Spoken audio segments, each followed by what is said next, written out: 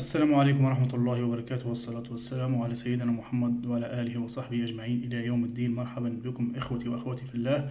مرحبا بكم متابعي ومتابعات القناة المحترف واحد. حلقة اليوم ستكون بخصوص ما تشاهدونه في الشاشة الآن، هو بخصوص هذه الخطوط العريضة التي هو الخطوط في هذه الشاشة كما تشاهدون.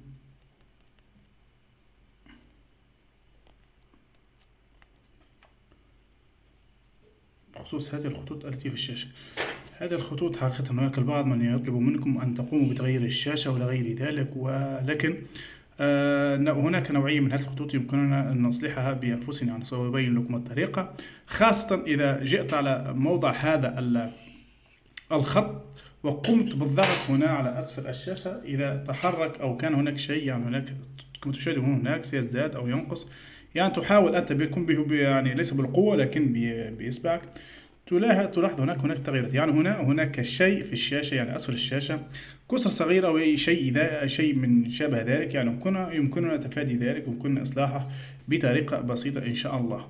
يعني غير معنى تغيير الشاشة وما غير ذلك.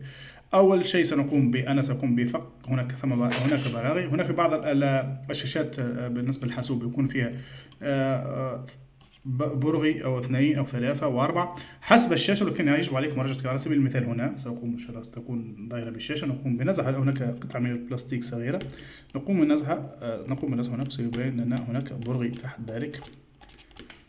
نقوم كذلك بأخذ مفتاح فك براغي ونقوم بفكه.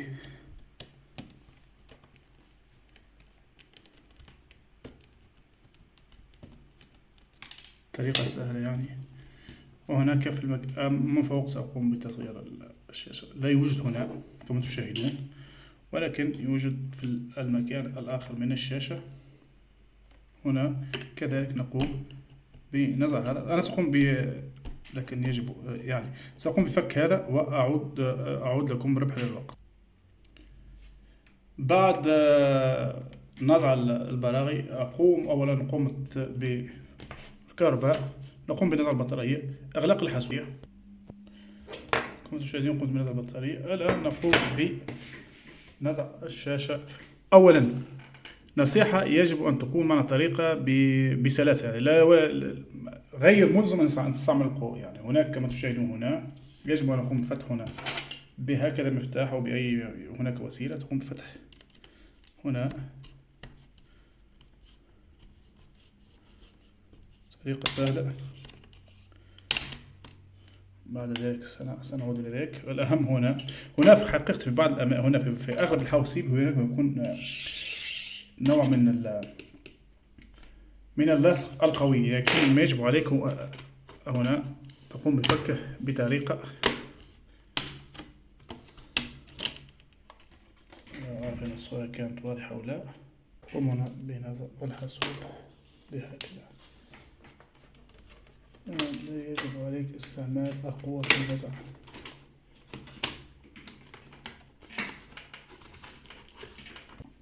نقوم الآن بنزع بطريقة. قمنا بنزع هذا الغلاف الخارجي للشاشة. الآن يمكننا إعادة تشغيل الشاشة حتى من غير بطارية، لا يوجد مشكلة، بوضع الكهرباء. وهنا الآن بعد اشتغال الحاسوب أنا وضعت هذه الصورة قصدا لكي يكون هذا الخيط واضح. كما تشاهدون هنا إخوتي وأخواتي في الله، هناك دوائر كهربائية. هناك الحواسيب القديمة يجب الحذر لأن يكون هناك كهرباء قوي، وفي الحواسيب الحديثة يكون هناك نوعية من الكهرباء، لكن يجب دوما أخذ الحيطة والحذر. إذا وجب عليك يجب لبس قفازات بلاستيكية لمنع الكهرباء أو لشيء ذلك، يعني أخذ الحيطة واجب.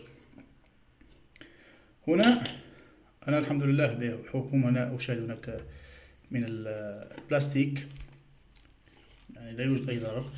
تقوم هنا أخي وأختي بالضغط قليلا على هذا المكان. ستشاهدون مع كل ما أضغط على هذا المكان ستختفي تلك المكان، يختفي الخط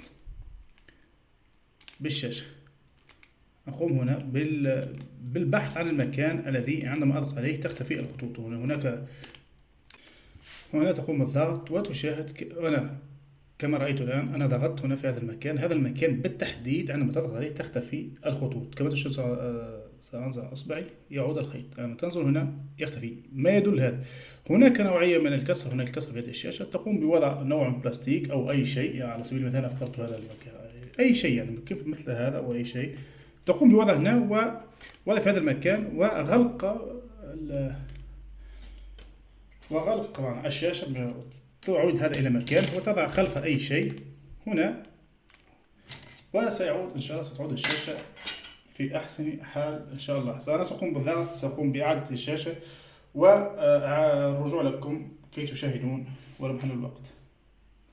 كما تشاهدون الآن حتى قبل إرجاع الشاشة اختفى العطل من الشاشة واختفت الخطوط الواضحة في الشاشة. هذه الطريقة تصلح معنى مفيدة في بعض الحالات وليس في كل الحالات. إذا كان كسر في الشاشة وغير ذلك فهذا غير ممكن تصلحه، لكن هناك بعض الخطوط الخفيفة وهذه الطريقة يمكن أن حقيقة تربح كثير من المال، وطريقة مفيدة. وكما تشاهدون أنتم أمامكم نفس الحاسوب، لم أقم بشيء. وهناك وضعت كما تشاهدون أنا وضعت قليل من البلاستيك هنا كما تشاهدون واضح أمامكم في الشاشة. يعني طريقة مفيدة وطريقة إن شاء الله تفيدكم في بعض الحالات. أرجو أن تكون هذه الحلقة أفادتكم، وهي كانت حلقة عند طلب أحد الإخوة والأخوات. على أمل اللقاء بكم. أرجو أن تكونوا بخير، والسلام عليكم ورحمة الله وبركاته. ولا تنسوا الاشتراك بالقناة. شكرا.